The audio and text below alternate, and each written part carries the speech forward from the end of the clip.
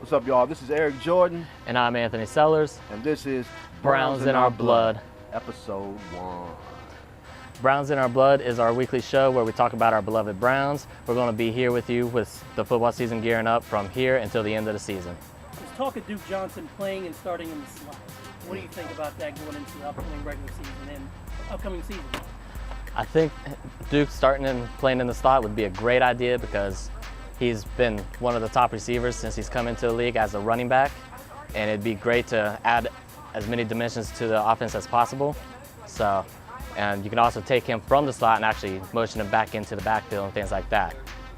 Yeah, he kind of like remind me would be like Danny Woodhead. Yeah, exactly. You know, so a lot of catch, like a lot of action after the catch type thing. Which, yeah, could that's be what exciting. Could be really exciting because Duke, he hasn't, you know, until you see his numbers. When I see his numbers, I'm like, because I've been, studying for fantasy like I do. And I see his numbers, I'm like, I didn't even know he was doing all that last year because he had more yards catching, receiving than rushing. Yeah, I'm pretty sure he was second overall as in running backs, as far as running backs go for wide receptions last year. Is that league-wide? I think, yeah. Oh, man, we got to check that out. But I love that idea. I love that idea, him getting the ball. And because it seems like he can't get his action off, running it. But him getting an open field, with some space, yeah, he's shifty. And getting him together with Crow. He's shifty, shifty. Do you think that Sashi is sending the Browns any ideas for trade options for Brock Osweilier? I'm pretty sure Sasha Brown is doing trade offers for Brock. There's no way we can have a $16 million backup on the bench. No, but definitely not. I hope they are looking at him strong though, because at the end of the day, dude is 6'8". Texas might not do what they wanted to do, but they were 8-6 last year. So you got to give him a good look. He did have a good third day of the training camp too. Yeah, it was 3 touchdowns, right? Yeah. So. Yeah. So I think Sasha. The first thing made me think about it, I was like, well, I wonder if they send any offers to the Ravens because, Flacco's hurt. But then I started thinking about it. That is in the division. Yeah, you don't want to send to the division. Unless he sucks. He sucks, then we can send him to the Ravens. I feel like he's going to be starting or he's going to be cut somehow. If he doesn't win the starting job, he's not going to be on the team, I don't think. Right. I hope not. I mean, I hope I'm wrong, but. No, you better be right. Is it time to give up on Josh Gordon? He probably won't agree with me, but I think so, yes. I mean, we don't have too many wide receivers, obviously, but I think with Kenny Britt, Ricardo Lewis, Corey Coleman, one of those three is going to step up. Maybe all three, maybe two of them. But I don't know. I think it's time to give up on him. He hasn't been on the field in 3 years, and every time he's about to get back, he relapses and takes steps back. I'm from the old saying, you got to have one in the hand before you go grab something. We ain't got one yet. Yeah, Kenny Britt, on paper, might be all that. And like you said, our young boys, they might develop into something. But until we see that, we know we got this all-star, this all-pro, Well, just wait for the click. And then the next thing, 2 years the league gonna be letting marijuana go. That's gonna happen. Marijuana being clean in the NFL is gonna happen for one reason, because it helps with CTE, it helps with concussions. It's a better pain medicine than the opioids that they give them. So it's coming. It's gotta work it out. Dude is the real deal. We done already seen it. He done did things on our field. You can't give up on him. Not when it ain't hurting. This ain't no cost. But how do we not know that he's not already giving up on himself? I've been following that. I mean, I have been following. He's been working really hard on the off season. But media can play a different role than what's personal inside, like off the social media too. So you truly don't know without being there with him by his side 24/7, in my opinion. I'll tell you, like Stephen A. I kind of agree with Stephen A. a little bit. This man, just stay off the weed. For millions. I mean, I like my little buzz of beer here now and then, but I ain't gonna let that stop me from my paycheck. So I do have a problem. It's a sign of his character to me. But still, dude. Yeah. I mean, It ain't like he's shooting up in the back before a game. You know, it ain't like he's drinking a fifth on the way or That's true too. on 90 on Route 90 going to the game. You know, he's just relaxing himself through the stresses and tribulations of NFL football. True. I'm with Keep Josh, man. He got 3-4 more strikes with me. I don't let that dude go for nothing until, like, you know, he murders somebody. Then we'll discuss it. What up, boy? Eric Jordan, Yes.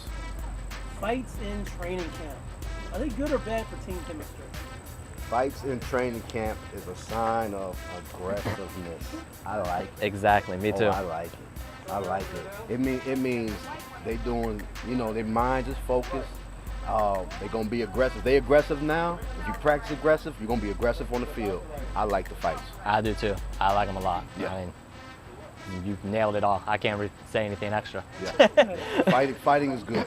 I mean, you know, football's a contact sport, right? Yeah. We need them to be violent, especially on defense. Yeah. Especially. Yeah. No doubt. No doubt. Yeah. Yeah.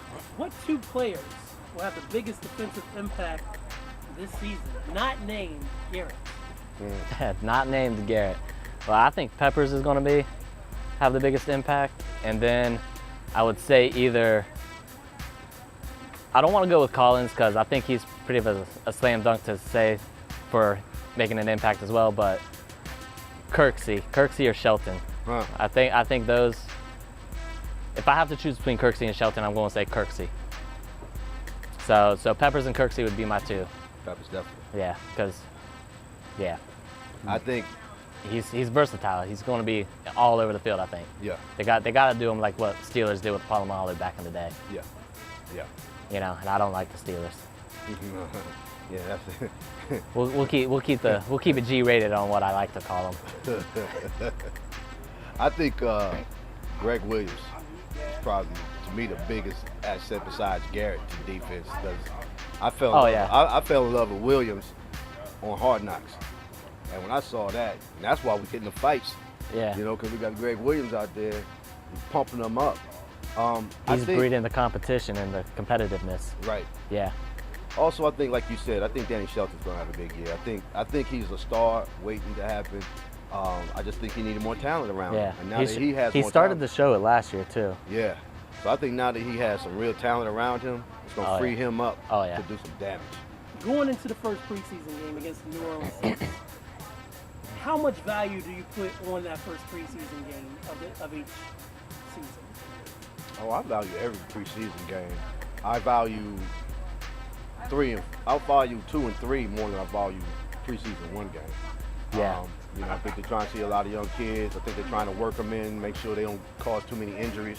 Right, You know, so I think the pace is slow. I think you see more on the second and third game. But, and like what I'll be looking for, I guess, on game 1, I'll definitely be looking at our rookies, see what they're going to bring to the table. See if they have an edge, like some kind of edge about them. Right. For the aggressiveness, both offensively and defensively. Right. I think preseason period is great to see who can play under the lights too. Yeah. You know. See who folds under pressure and who shines, Exactly. who doesn't fold. I agree. Word association. First thing that comes to mind, not football, Kyrie Irving. Benedict Arnold. What are you doing? Come on, man. Yeah. I mean, dude, what else do you want out of life? 3 Yeah. championships? What other stage? But, I mean, he was in Cleveland before Braun got there. Does he forget what that was like? Oh, my God. Talking about feeling yourself. Yeah. Dude, come on, man. I mean, hey, you know what, though? On the other side of that coin, I feel anybody who believes in themselves, who want to bank and invest in themselves. So True. if that's what he thinks he's worth, if that's what his value is worth, he should definitely go for it. But brother, I think you're being a little bit unrealistic. You got some people in your ear that you need to get out your life, because you've been to 3 finals in a row. 3. Yeah, pretty much. I mean, I just hate to see him go because he's one of my favorite players to watch. Oh, I love Like, him. I love him. The way he can create, I love it. Like I love him. I love him. But you know what? I guarantee you this. Bron gonna be fueled by this. Oh yeah. Oh yeah. Even though I think they're gonna work it out. I think they're gonna work it out. You know, Kyrie's not going anywhere. It's all gonna get worked out. This is a big old soap opera right now. But if he do leave, you better believe Bron's gonna be like, I gotta win this without him, just so I can say I did it, just to say it was done. So, Yeah, I agree. and I think things like this is exactly what Bron needs in his career at this time. Little fires underneath him. And be like, okay. Well, basically, it's going to be probably about 20 players to start, just to see, and it's going to be weekly.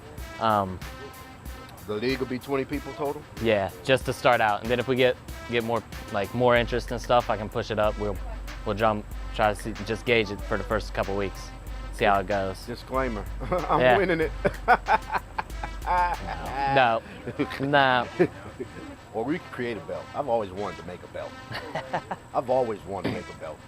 We should just make a belt, You want to? championship belt, There we go. and do one every year.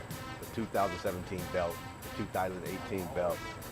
I like belts. I'm a wrestling guy. We're wrestling guys, so you know we like belts. Yeah. You guys converted me. Yeah. Yeah, I say Belts. I say it was belt. Yeah. Belts. We're gonna create So belts. we're gonna have belt at the end of the season. Then, yeah. Hopefully I have that up in the next couple weeks. I'm still waiting for Fanduel to unleash for NFL stuff to let us go with it. But yeah, Big shout out to John and Barside, allowing us to shoot here at Barside Bar and Grill here in Westover, West Virginia, providing us with this beautiful wings. This is actually the house wings at Barside. I mean, food is amazing. food is amazing. Big shout out to all eyes on the Orange and Brown with Keep Josh Gordon Facebook group. They're hosting the videos. Our videos Even though they there. probably don't like me after I just said what I said. Oh, that's I just realized that. Also, big shout out to Elliot Kennel and Brown's Bloggers and Friends. They're also letting us host the video there. And Elliot Kennel was a good friend of mine. We used to work back in the day in NRCCE. And big shout out to Walter Plumley, Fairmont, West Virginia. He shouted out the blog last week. Also shout out to Juice Adams. He shouted out the vlog last week. Big shout out to Jamie Downson, Browns fan representing from Ottawa, Canada. That was a big look. That was a big look. So, good looking, my man Jamie. And Michael Cray for allowing us to share our video on the Cleveland Browns Facebook page. All right, guys, I'm Anthony. And I'm Eric. This has been Browns in Our Blood. We'll see you next week. See you next week. Let's go Brownies.